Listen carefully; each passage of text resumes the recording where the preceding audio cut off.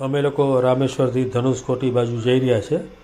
વચ્ચે એક ચેકપોસ્ટ આવે છે, ત્યાં તમારે એન્ટ્રી કરવાની રહે છે, કારણ કે અમુક લિમિટ સુધી જ તમે જઈ શકો। સાંજે 5 વાગ્યા પછી અહીંયા એન્ટ્રી નથી। અને આ જે પોસ્ટ છે ને એનું નામ છે ગ્રીન પ્લાસ્ટિક ઝોન, મતલબ કે તમે પ્લાસ્ટિકનો ઉપયોગ અહીં નથી કરી શકતા, એ ખાસ ધ્યાન રાખવાનું છે। શું તમે જાણો છો ભારતનો છેલ્લો રસ્તો કયા રાજ્યમાં આવેલો છે? આ એક ઓફબીટ ડેસ્ટિનેશન છે, જ્યાંનું દૃશ્ય તમને મન મોહી લે છે। સમુદ્રની ગોદમાં વસેલું આ સ્થાન ભગવાન રામ સાથે પણ સંબંધિત છે। દક્ષિણ ભારત તેના સુંદર નજારા માટે વિશ્વભરમાં પ્રખ્યાત છે। આ તમે જે જોવો છો એ ગામનું નામ છે ધનુષકોટી। અહીં ઘણી બધી વસ્તી હતી, ગેસ્ટ હાઉસો હતા, માણસો રહેતા હતા। 1500થી વધુ માણસો પૂર આવ્યું ત્યારે તણાઈ ગયા। 1964માં માનવામાં આવે છે કે જ્યારે મોટી દુર્ઘટના થઈ ત્યારે આખી ટ્રેન પણ સમુદ્રમાં ગરકાવ થઈ ગઈ હતી। અમે હવે પહોંચી ગયા છે ધનુષકોટી। હું તમને ધનુષકોટી માટે થઈને વધુ વિગતમાં જણાવું। અમે તમિલનાડુના દક્ષિણ પૂર્વમાં સ્થિત ધનુષકોટીની વાત કરી રહ્યા છે, જે રામેશ્વર દ્વીપના કિનારે આવેલું છે અને ભારત અને શ્રીલંકાની ભૂમિ સીમા તરીકે પણ ઓળખાય છે। અહીંથી શ્રીલંકા સામે જે દેખાય છે ને એ ફક્ત 20 માઇલ્સ દૂર હશે। જો એક પુલ બનાવી આપવામાં આવે ને તો લોકો શ્રીલંકા આરામથી જઈ શકે।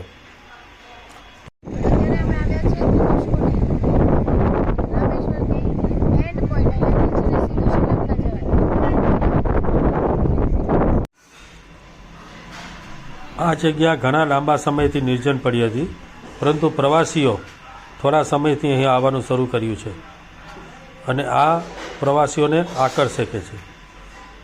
ધનુષકોટીનો મોટા ભાગનો હિસ્સો જે પર્યટન સ્થળ પર માનવામાં આવે છે તે હજુ પણ નિર્જન છે। ધનુષકોડી રામેશ્વરમથી માત્ર 15 કિલોમીટર દૂર આવેલું છે અને તે ભગવાન રામ સાથે સંકળાયેલું હોવાનું મનાય છે। કહેવાય છે કે રામાયણ કાળ દરમિયાન ભગવાન રામે હનુમાનજીને આ સ્થાન પરથી રામસેતુ બનાવવાનો આદેશ આપ્યો હતો।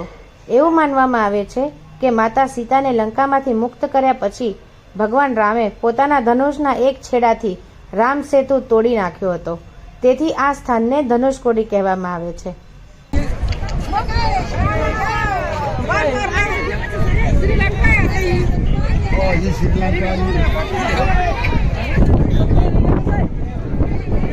આજે પબ્લિક બહુ વધારે છે એટલે રાસ ગરબાનો પ્રોગ્રામ અમે કેન્સલ રાખેલો છે। બાકી પહેલાં નક્કી હતું કે રાસ ગરબા રમશું। આ જો ચારે બાજુ સમુદ્ર, ખાલી વચ્ચે એક જ રોડ છે નાનો એવો એન્ટ્રી માટે, બાકી બધો સમુદ્ર। ત્યારે જોયું છે આવું પ્લેસ તમે તો કોમેન્ટમાં ખાસ લખજો।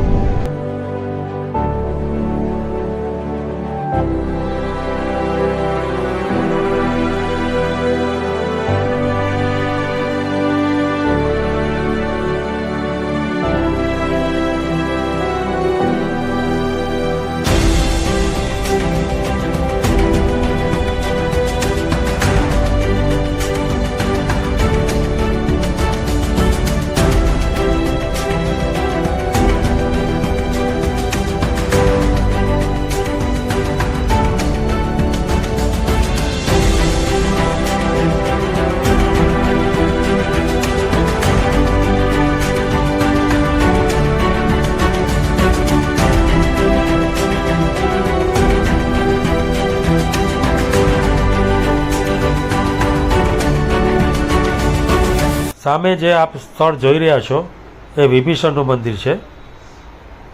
રામની ભૂમિમાં વિભીષણનું મંદિર એનું કારણ છે કે વિભીષણ અહીં આવેલા, રામ સાથે મંત્રણા થયેલી અને વિભીષણનો રાજ્યાભિષેક અહીં કરેલો રામે ખુદે, અને એનું આ મંદિર બાંધવામાં આવેલું છે, જે તમે જોઈ શકો છો। हाँ हाँ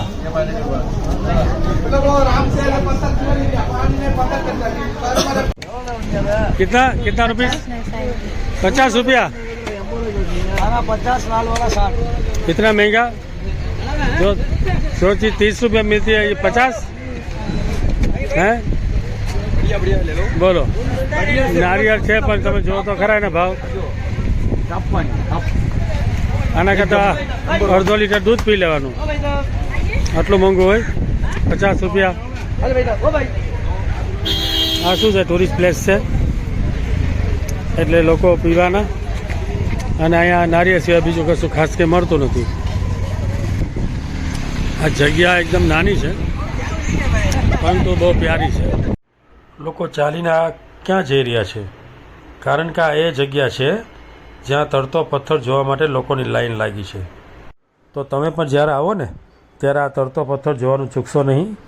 મારા વિડીયોને લાઇક કરજો, સબસ્ક્રાઈબ કરજો અને ખાસ તો ફોરવર્ડ કરજો ને કરજો.